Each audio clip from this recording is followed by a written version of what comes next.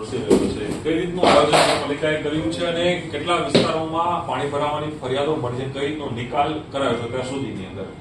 છેલ્લા 36 કલાકમાં અમદાવાદ ઉપર મેઘરાજાની ખૂબ મહેર થઈ છે. 6 ઇંચથી લઈને 22 ઇંચ સુધીનો વરસાદ પણ પડ્યો છે.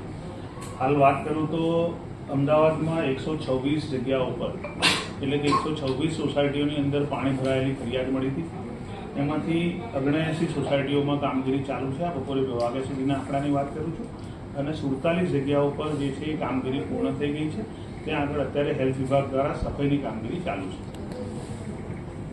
આપણે મેગા ટ્રંક લાઈન નાખી હતી અને ટ્રંક લાઈનના કારણે એવો દાવો હતો કે શહેરમાં પાણીનો નિકાલ જલ્દી થશે, પરંતુ એ ક્યાંક નિષ્ફળ રહી છે. ટ્રંક લાઈન નાખી ક્યાંક કરોડો રૂપિયાના ખર્ચની. મેં કીધું એમ કે ગઈકાલે વરસાદની જે માત્રા હતી એ ખૂબ વધારે હતી. એક સાથે ઉત્તર પશ્ચિમ અને દક્ષિણ પશ્ચિમ ઝોનમાં 22-23 ઇંચ જેટલો જે વરસાદ 24 કલાકમાં પડ્યો હતો, જેના કારણે વધારે પાણી પડવાના કારણે ક્યાંક ને ક્યાંક નીચાણવાળા વિસ્તારોમાં પાણી ભરાવાની સમસ્યા રહી હતી. અત્યારે એ જગ્યા ઉપર પણ કામગીરી ચાલુ છે અને સાંજ સુધીમાં આ પાણી જે છે એ ઉતરી જશે. બોપલ છે જેના કારણે પણ આ પાણી ભરાવાની સમસ્યા જે છે એ દેખાઈ રહી છે. શહેરમાં જે જરૂરિયાતવાળા છે એને ફૂડ પેકેટ વગેરે ક્યાં કેટલા અપાઈ રહ્યા છે? ગઈકાલથી લઈને અત્યાર સુધીમાં 10,000 કરતાં પણ વધારે ફૂડ પેકેટો, જેમાં પૂરી શાક, રોટલી શાક જેવું પણ છે અને બિસ્કિટ, ચવાણું એમ સ્નેક્સના પેકેટ પણ છે.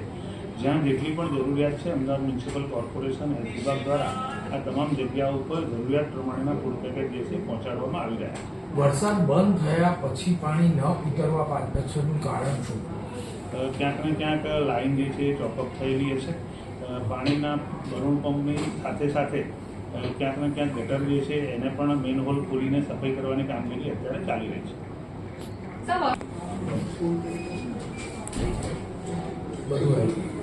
બસ હવે બોલવી જોઈએ. GST steel channel IT Mittal Parmar Ahmedabad.